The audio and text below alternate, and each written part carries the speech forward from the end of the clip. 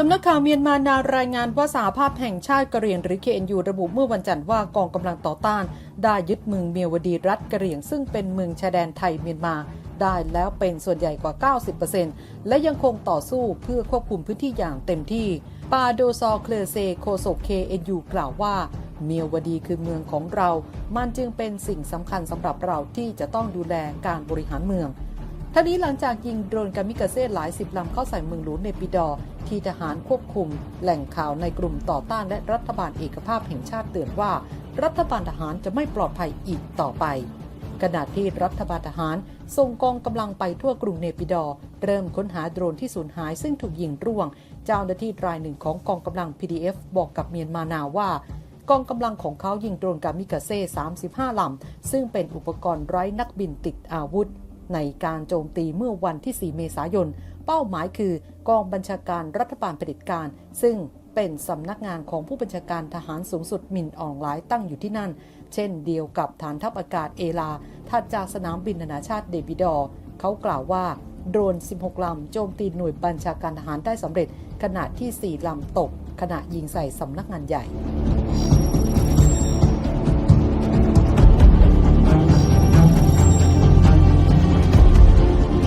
ด้านพลโทพาราดอนพัฒนถาบุตรอดีตเลขาธิการสภาความมั่นคงแห่งชาติให้สัมภาษณ์กับท็อปนิวส์โดยได้วิเคราะห์สถานการณ์สงครามในเมียนมาและผลกระทบที่ประเทศไทยจะได้รับมีอะไรบ้าง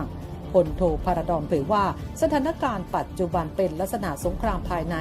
ระหว่างรัฐบาลเมียนมากับกลุ่มชาติพันธุ์ที่หลากหลายและสถานการณ์ของรัฐบาลกลางอยู่ในสภาพล่อแหลมซึ่งหมายความว่าการรักษาอำนาจโดยรัฐบาลกลางที่ตั้งอยู่ในกรุงเนปิดอร์ที่เป็นเมืองหลวงและเป็นศูนย์กลางยังคงดำเนินอยู่ได้แต่สภาวะแวดล้อมทั้งตอนเหนือตอนล่างตะวันตกและตะวันออกปัจจุบันถูกรุกคืบโดยกลุ่มชาติพันธุ์และกองกำลังภาคประชาชนที่กำกับโดยรัฐบาลเงา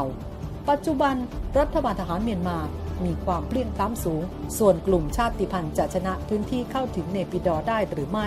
ตรงนี้ยังเกิดขึ้นได้ยากเนื่องจากพื้นที่ในกรุงเนปิดอร์ใหญ่โตมากและกองกำลังในกลุ่มชาติพันธุ์มีไม่เพียงพอที่จะยึดพื้นที่เป้าหมายทุกพื้นที่ได้หากเป็นชัยชนะก็จะเป็นในเชิงรัฐบาลกลางไม่สามารถบริหารหรือปกครองในแต่ละพื้นที่ได้ส่วนเมืองเมียวดีที่แตกไม่ได้หมายความว่ากลุ่มชาติพันธุ์เข้ายึดได้ทุกพื้นที่ของเมืองเมียวดีเพียงแต่สามารถจัดการกับกองกำลังของรัฐบาลกลางได้และทหารได้ยอมจำนวนไปแล้วจึงสะท้อนให้เห็นว่าพื้นที่เมียวดีรัฐบาลไม่มีกองกำลังเข้าไปพิทักษ์ส่วนสายการบินที่ลงมาจอดท่าอากาศยานนานาชาติแม่สอดจังหวัดตากสะท้อนให้เห็นว่าฝ่ายข้าราชการที่บริการอยู่บริเวณชายแดนไม่ว่าจะใครก็ตามนั่นหมายความว่าไม่ได้อยู่ปฏิบัติหน้าที่แล้วดังนั้นเป็นการชี้ให้เห็นว่ารัฐบาลกลางไม่สามารถบริหารปกครองในพื้นที่ดังกล่าวได้แล้วขณะเดียวกันกองกำลังต่อต้านไม่ได้เข้าควบคุมพื้นที่ 100% แต่เป็นการคุมในลักษณะพื้นที่ของฝ่ายต่อต้านฉะนั้นรัฐบาลไม่มีอิทธิพลในพื้นที่นั้นแล้วเช่นเดียวกับรัฐบาลที่เริ่มมีเสียพื้นที่ซีกตะวันตกให้กับกลุ่มต่อต้านและเสียพื้นที่ตะวันออกให้กับกระเหรี่ยงส่วนตอนใต้มีความร่อแร่เนื่องจากกองกำลังฝ่ายกระเหรี่ยงรุกเข้ามาจากเมียวดีจึงมีโอกาสรุกต่อไปย่างกุ้งตอนล่างของเนปิดอร์รัฐบาลทหารเมียนมาเสมือนไข่แดงแต่ไข่ขาวเป็นพื้นที่อิทธิพลของกลุ่มชาติพันธุ์ไปแล้วจึงทำให้สถานะของรัฐบาลกลางเสียหายไป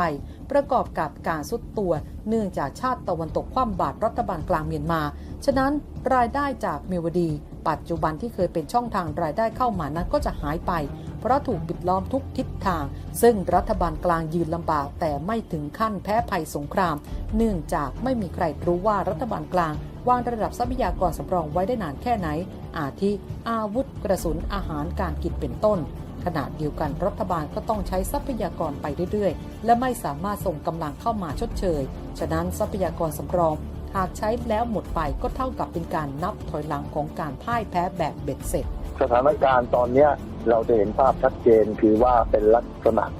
เกิดสงครามภายในระหว่างรัฐบาลทหารเมียนมา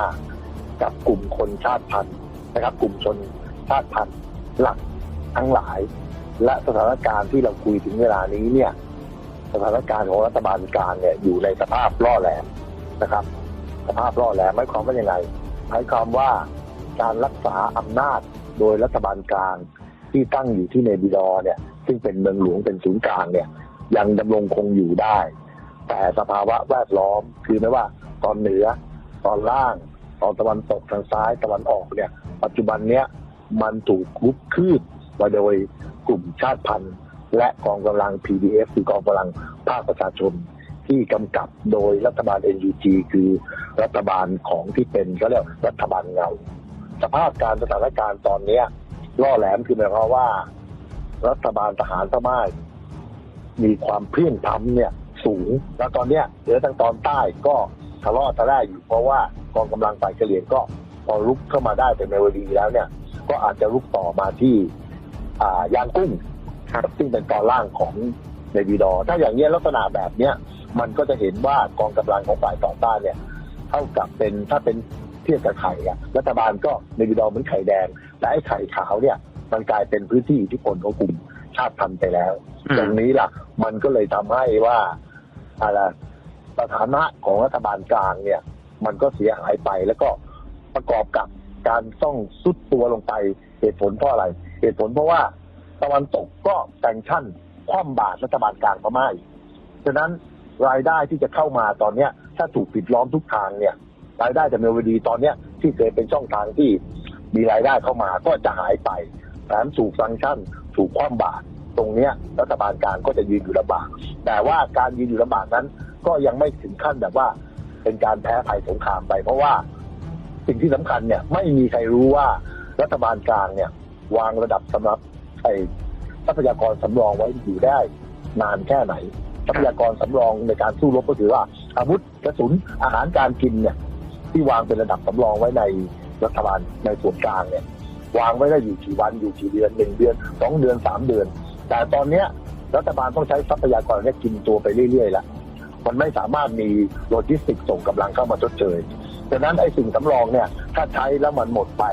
มันก็เท่ากับนับถอยหลังของการพ่ายแพ้เบ็ดเสร็จ เมื่อถามว่าความขัดแย้งมีโอกาสสิ้นสุดหรือไม่พลโทพระดอนเผยว่ามีแน่นอนเพราะสถานการณ์ที่เกิดขึ้นส่งผลกระทบต่อประเทศที่เข้าไปลงทุนในเมียนมารวมทั้งประเทศมหาอำนาจซึ่งธุรกิจต่างๆที่เข้าไปลงทุนจากจีนอินเดียญี่ปุ่นซึ่งเหล่านี้เขาจะเสียหายมากโดยเฉพาะพี่ใหญ่อย่างจีนที่ต้องวางท่อก๊าซและท่อน้ำมันในเมียนมาซึ่งการทำสัญญาต่างๆทำโดยรัฐบาลกลางเมื่อเกิดสงครามภายในบุคคลที่คุ้มครองความปลอดภัยของท่อน้ำมันต่างๆกลายเป็นพื้นที่อิทธิพลของชาติพันธุ์ไปแล้วก็เท่ากับเป็นการทำลายเศรษฐกิจให้เสียหายไปด้วย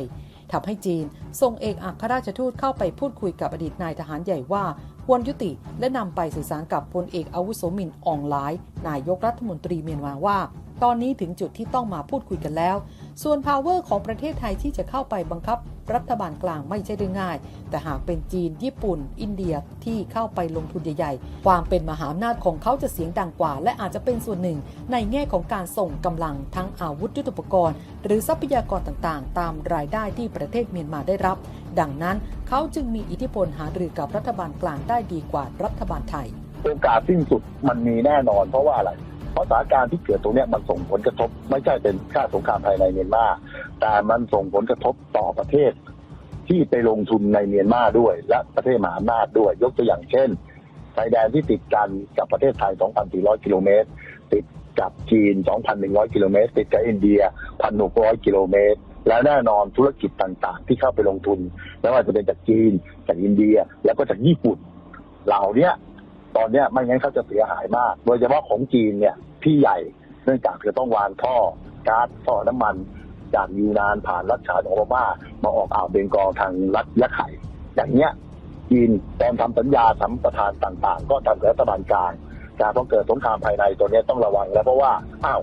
ไอ้คนคุ้มครองความปลอดภัยของท่อน้ำมันอะไรต่างๆเนี่ยมันกลายเป็นพื้นที่ที่คนของชนกลุ่มน้อยไปแล้วของกลุ่มชาติพันธุ์ไปแล้ว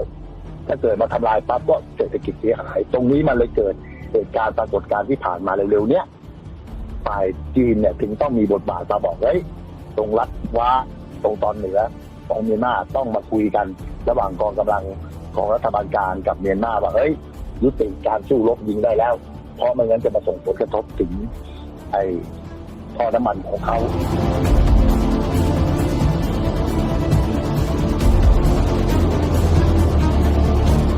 มาร่วมสนับสนุนท็อปนิวส์นำเสนอความจริงได้แล้ววันนี้